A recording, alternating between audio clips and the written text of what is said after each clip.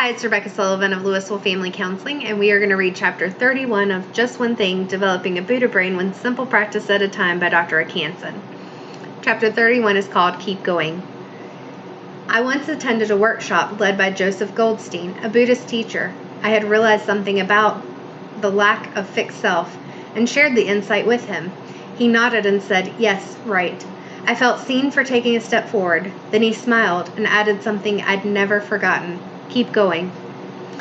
Of all the factors that led to happiness and success, such as class, origins, intelligence, personality, character, looks, luck, race, the one that typically makes the most difference over time is persistence.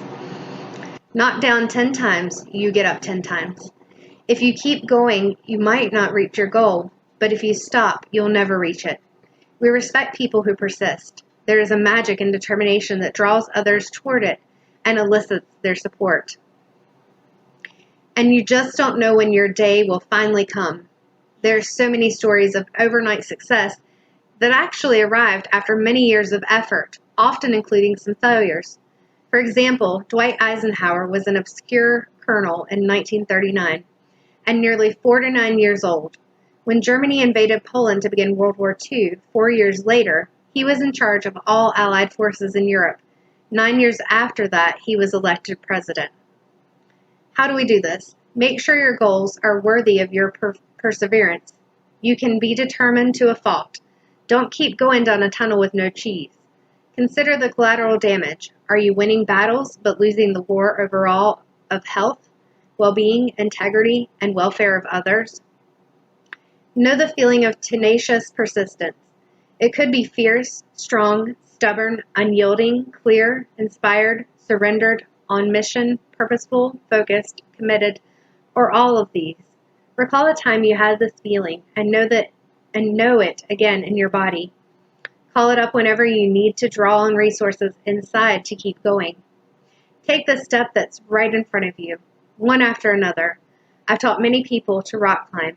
Beginners will often have 1 foot down low and 1 foot at the knee level on the solid placement, plus 2 good handholds, yet they can't find any new holds, so they feel stuck. But when they simply stand up on a higher foothold, taking the step that's available, that brings higher handholds and footholds within reach. Find the pace that you can sustain.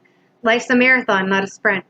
For example, on my first Boy Scout backpack trip, I was skinny, nerdy, unathletic kid, but I wanted to be the first to our campsite.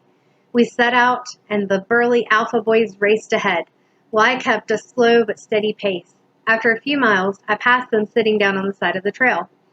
They were startled to see me trucking along and soon got up and raced past me. But after another few miles, once again, they were laid out by the side of the trail, this time really fried as I walked past them. And I was very happy to get the first really cool tent spot. Keep going in your mind, even if you can't make any headway in the world. Maybe you're truly stuck in some situation, a job, an illness, a certain sort of marriage, but at least you can continue to reflect on what's happening, learn to cope with it better, and love the people around you. And over time, maybe things will improve. As Winston Churchill said, if you're going through hell, keep going. Have faith that your thoughts will pay off. You may have heard this teaching story. A bunch of frogs fell into a vat of cream. They couldn't jump out, and one after another drowned. But one frog refused to quit and kept swimming and staying alive, even after all the other frogs had died. Finally, its movements churned the cream into solid butter, and it hopped out to safety. Keep churning. So keep reaching towards those goals, keep going, and I will see you next week.